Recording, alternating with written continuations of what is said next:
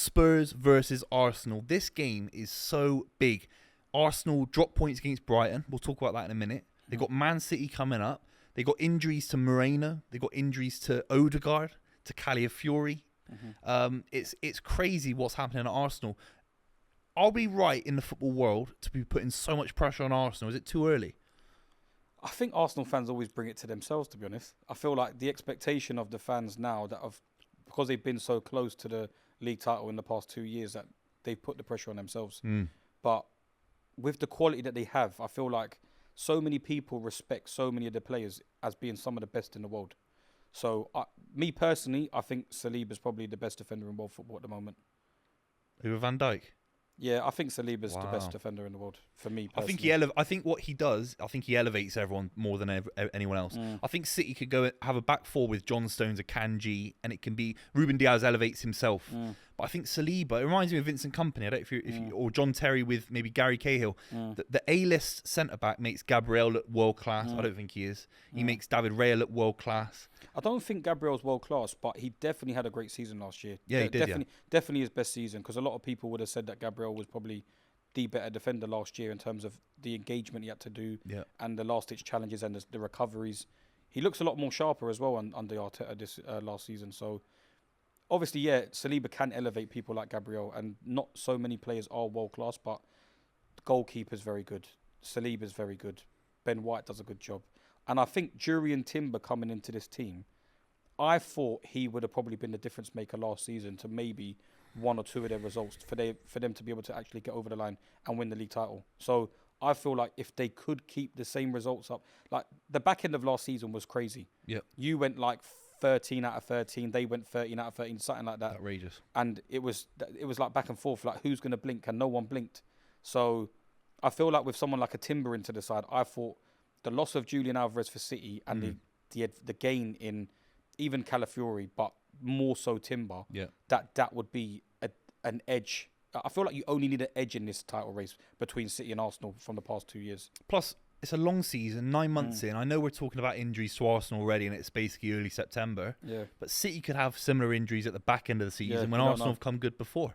I think you talk really well about Timber coming in. I think that's a good point as well. I think Moreno's another one. Yeah. I think when Arsenal dropped points to Aston Villa at home at the back end of last season, they had to make a decision about, I think it was Trossard up front. They put Havertz back in midfield because they're trying to rotate for Bayern Munich, which they lost as well.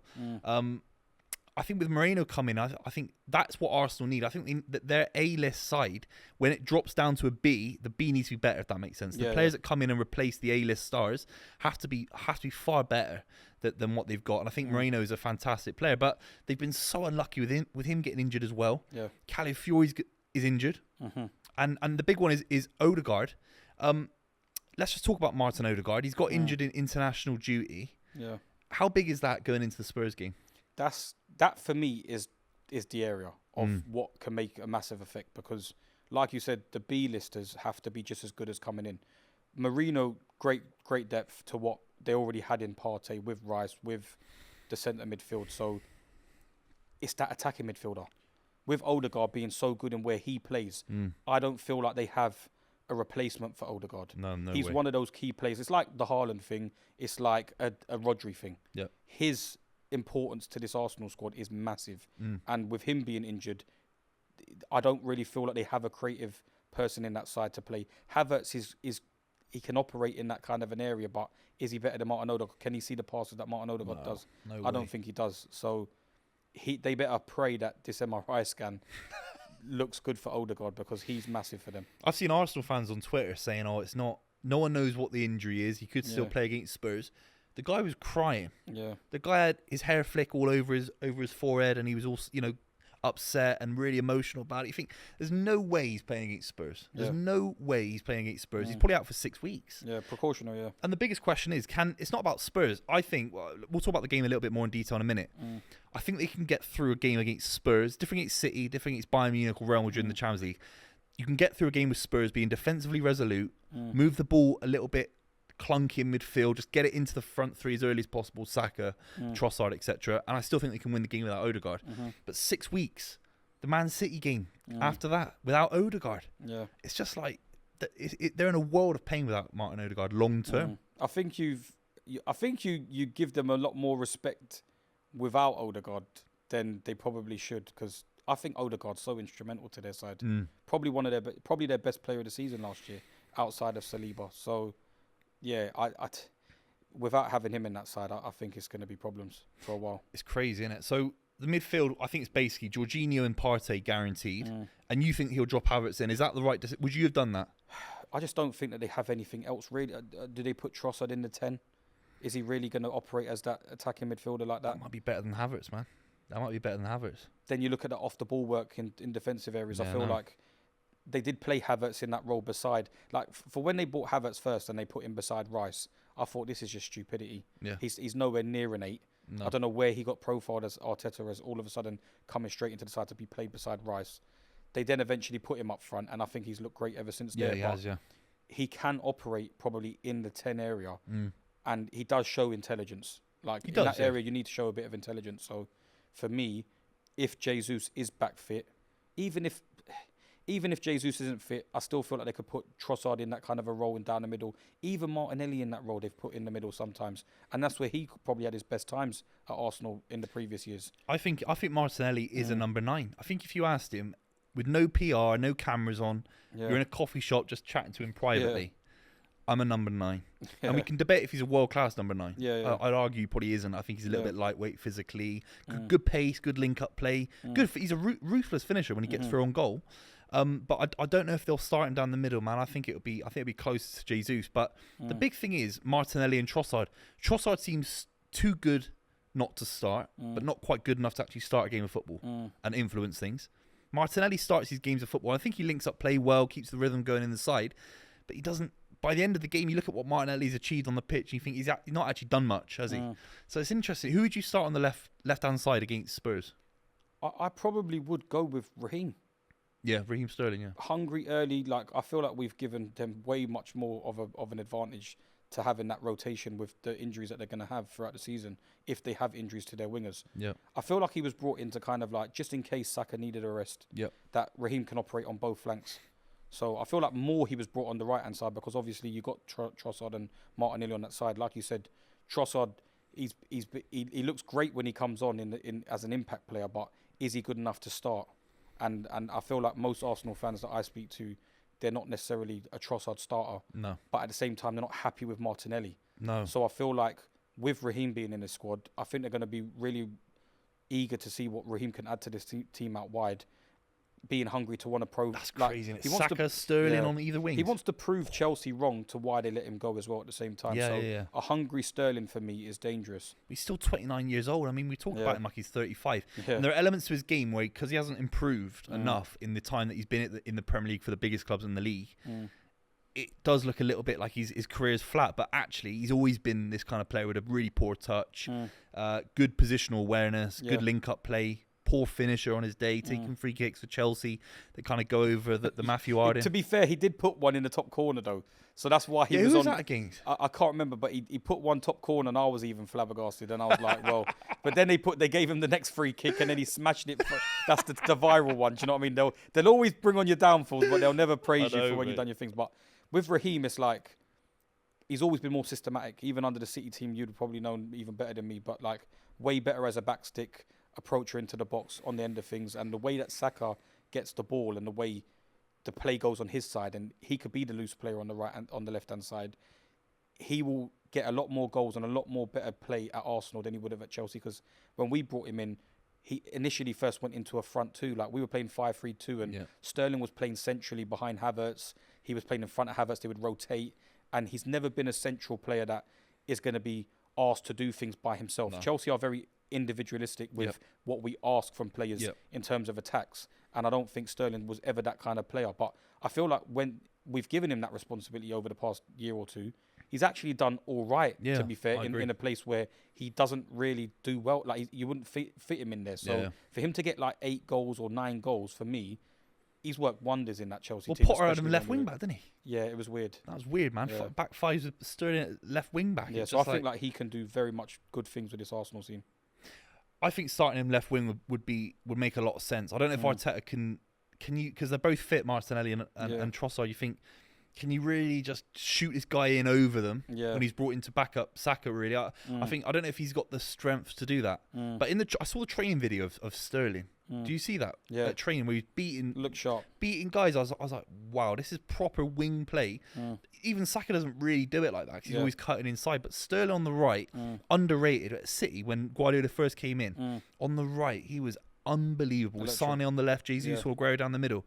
It was outrageous, man. So even if he does come in for Saka for 20 minutes at the end of the Spurs game, I think he could have a massive difference. But I think you're right. I would start Sterling, especially against that Spurs back line.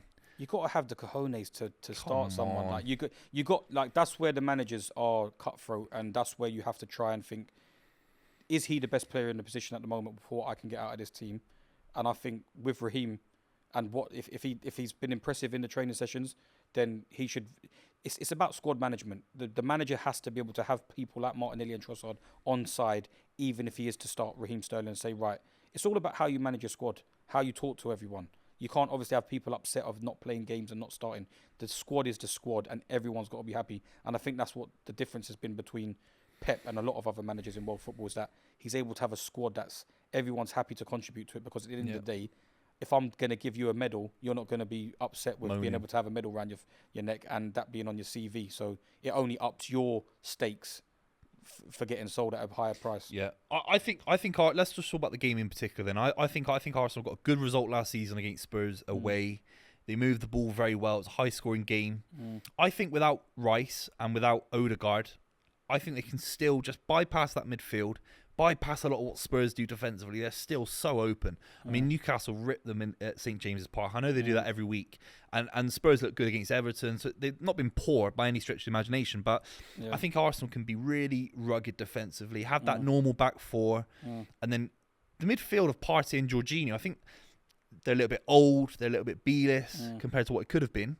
But also, they're still fantastic players. Yeah. Do you know what I mean? I feel like with Solanke being out injured as well early on, it's kind of forced them to go with Son down the middle. But I don't think Son's going to get the better of a Gabriel or a Saliba at this moment. So, like you said, a rigid defence that they've been, and not many people score past Arsenal. It's very hard to score past Arsenal. So, yeah, like you're very right in the fact that they could definitely go through that game and even keep a clean sheet potentially. You never know. But like, yeah, I'm not. Kulusevski's come back into the side. I feel like he's done all right since he's come back into the squad.